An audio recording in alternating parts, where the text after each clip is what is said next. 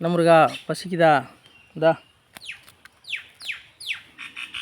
ஏன் முருகா, இன்றைக்கி உலகத்தில் நிறைய சூரர்கள் உருவாகிட்டாங்க. நீ எத்தனை அவதாரம் எடுப்ப சொல்லு? அன்னைக்கு இருந்தது ஒரு சூரன், இன்றைக்கி பல சூரர்கள் இருக்காங்க. எப்படி அழிக்க போகிற சொல்லு? அதாவது அன்றைக்கி சூரனை அழிப்பதற்கு முன்பாக முருகன் சூரனுக்கு புத்தி சொல்கிறார். கடவுள் எப்போவுமே புத்தி சொல்லிட்டு தான் அப்புறம் அவன் கேட்கலனா தான் மறுபடியும் அவனை அழிக்கிறாரு. அப்போ அவங்ககிட்ட சொல்கிறாரு, தம்பி தமையன் தலங்கள் இழவாதே, பற்ப கிரீடம் பவிசு இழவாதே, அற்பமிந்த வாழ்வு அநியாயம் விட்டுவிடு, காரணமேதில்லாமல் கவ்வையிலா வாழ்ந்திருந்து மரணம் அது ஜீவன் மாண்டு போகுகையில் நன்மை அது கூட நாடுமே அல்லாது திண்மை வராது தேவரையும் விட்டுவிடுங்கிறாரு. அவன் சிவன்கிட்ட வாங்கின வரம் இருக்கிறதுனால என்ன பண்ணுறான், நம்மளை யாராலும் அழிக்க முடியாது நினச்சிட்டு என்ன செய்கிறான், ஆணவ மிகுதியால் தேவர்களை சிறைப்பிடிக்கிறான். அப்போ தேவர்கள் என்ன பண்ணுறாங்க, தேவர்கள் சிவனை நோக்கி முறையிடுறாங்க. அப்போ தான் முருகனுடைய அவதாரம் வருகிறது. யாரை? இறைவன் எவ்வளோ தான் வரம் கொடுத்தாலும் அவருக்குன்னு மேலான ஒரு சக்தியை வச்சுருப்பார்.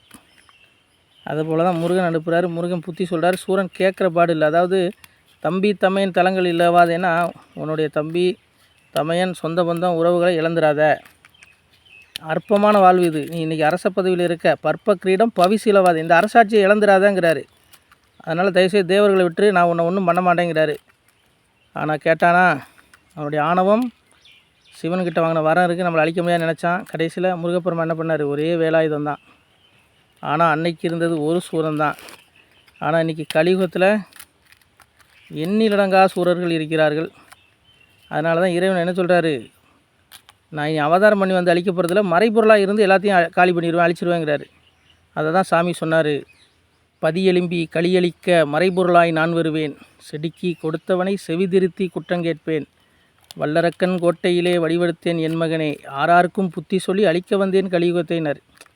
கலியுகத்தை என்ன பண்ணுவார், இனி சாமி ஆயுதங்கள் எடுக்க போகிறதில்ல, மறைபொருளாக இருந்து கண்ணுக்கு புலப்பட மாட்டார், ஆனால் காலி பண்ணிடுவார். உதாரணத்துக்கு நோயாக வரலாம். இன்றைக்கி பாருங்கள் அழிவுகள் எப்படி நடக்குது, வெள்ளம், இதெல்லாம் இறைவன் சொன்னது தான். பெரும் காற்றினால் அழிவு, வெள்ளத்தால் அழிவு, பெரும் ஜுரத்தால் அழிவு, சம்மாரியால் அழிவு, காளி வெள்ளத்தால் அழிவு, நஞ்சு தின்று கொலைபட்டழிவு, பெண்ணாலே ஆணழிவு, ஆணாலே பெண்ணழிவு, பூமி அதிர்மோசையினால் ஒரு பெருமூச்சு உண்டாகும், இப்படி பற்பல தீர்ப்பு கேட்க நாராயணம் நாவில் வகுத்து சொன்னார். தீர்ப்புங்கிறார் சாமி. இது போன்ற துர்மரணங்களை தீர்ப்புங்கிறப்ப கர்மா முன்வினை இது போன்ற வேலைகளை செய்து. நன்றி. ஓம் நம சிவாய. திருச்சிற்றம்பலம்.